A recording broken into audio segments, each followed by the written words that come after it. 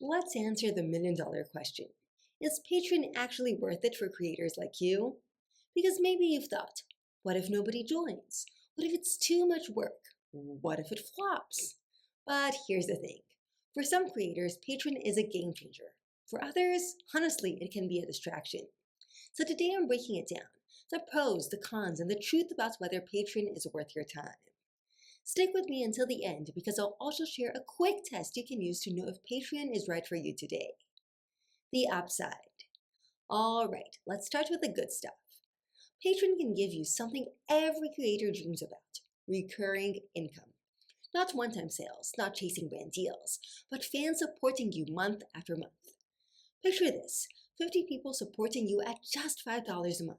That's $250 every month like clockwork. And that's only 50 people, not thousands. Other perks. You build a closer connection with your superfans. You can offer exclusive perks, behind the scenes, early access, private community.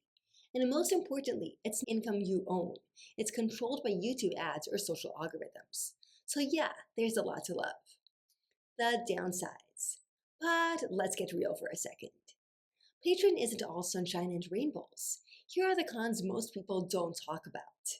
It takes work to create rewards every month. If your audience is small, growth can feel slow.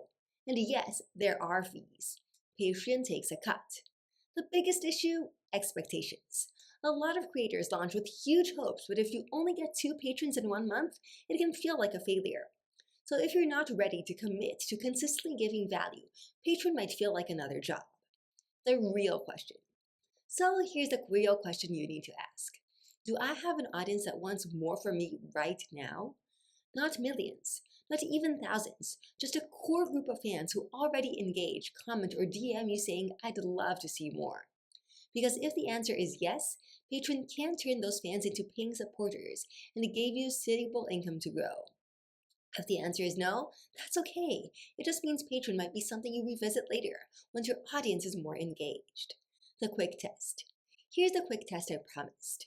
If you can write down at least 3 perks you'd love to give your fans, things they'd be excited about, then you're ready to try Patreon. If you're struggling to think of even one, hit pause. Focus on growing your audience first. So is Patreon worth it for creators? Well, yes, if you've got fans who are hungry for more. Maybe not yet if you're still building momentum. Now I want to hear from you. Would you start a Patreon this year or wait? Drop your answer in the comments. I'll be reading everyone. And hey, if you decided Patreon might be worth it for you, don't just stop here. Watch my video on how to set up your Patreon step by step. I'll link it right down here on the screen and down in the description box. And if you found this breakdown helpful, hit the like button, subscribe, and I'll see you in the next one.